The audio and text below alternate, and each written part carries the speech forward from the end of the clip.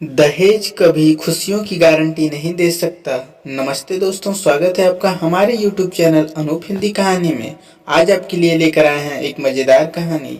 दहेज हमें कभी खुशी नहीं दे सकता। उन्हें यह डर था कि कहीं उनकी बिटिया ये ना सोचे कि वे अपनी बेटी को कुछ देना नहीं चाहते, इसलिए उन्होंने सभी शर्तें मानी।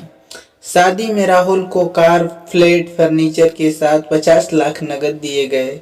साथ ही अनामिका पिता को यह बात पसंद नहीं थी, पर अनामिका की जिद थी कि अगर उसे दहेज दोगे तो मेरी इज्जत बढ़ेगी।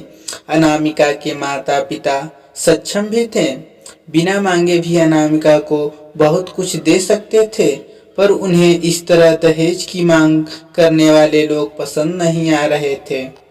लेकिन माता पिता अनामिका की खुशी चाहते थे कि नगद में होता है। इसके अलावा कई तरह के गिफ्ट और गहने भी मांग की जाती है।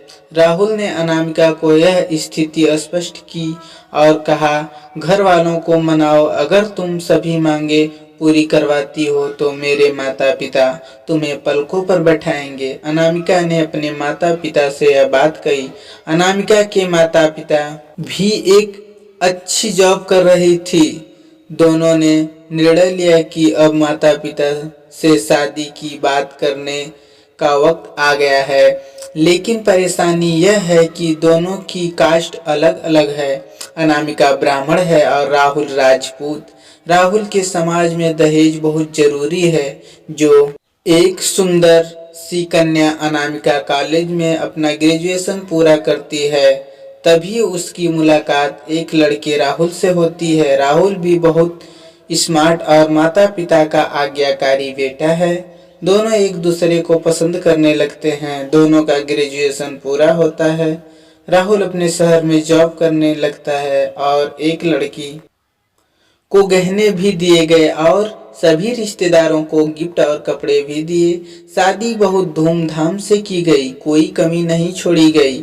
अनामिका को मन ही मन यह गुमान था कि कास्ट अलग होने के बावजूद माता पिता ने उसकी शादी ससुराल के हिसाब से की।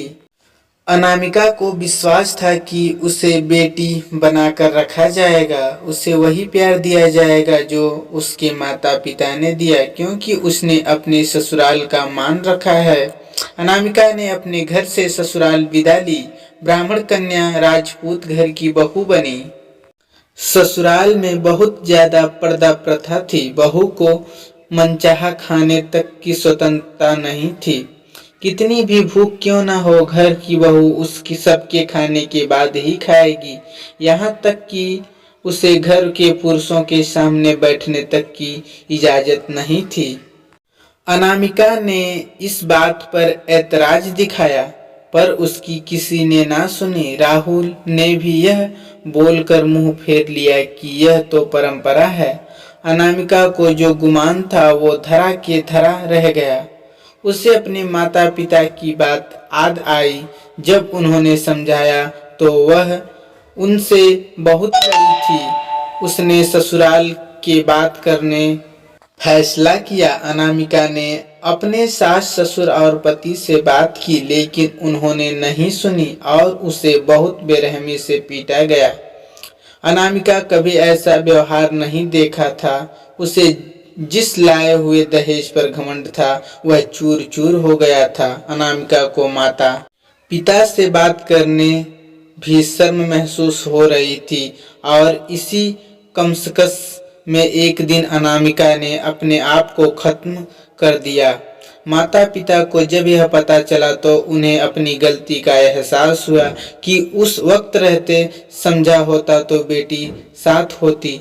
जो लोग दहेज पर बेटे की शादी करते हैं उनकी सोच हर तरह से छोटी होती है। जो बेटे को नीलाम कर सकते हैं वो किसी और की बेटी को कैसे अपनी बेटी बना सकते थे। दहेज कभी खुशियों की चाबी नहीं बन सकता, यह बात सभी को समझनी होगी।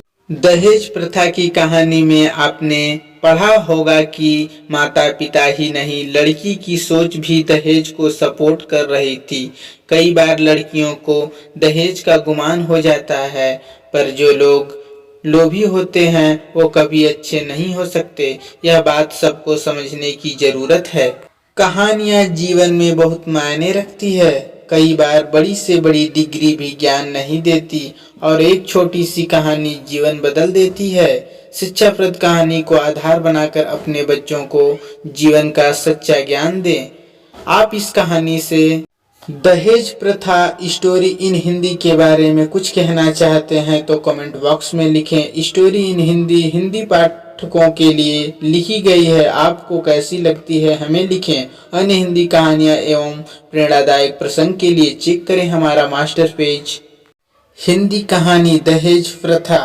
अन्य पढ़ें हिंदी कविता बेटी पढ़ाओ बेटी बचाओ, कविता दहेज प्रथा। अगर आप हमारी चैनल पर नए हैं तो सब्सक्राइब करें हमारा यूट्यूब चैनल अनूप हिंदी कहानी। वीडियो को लाइक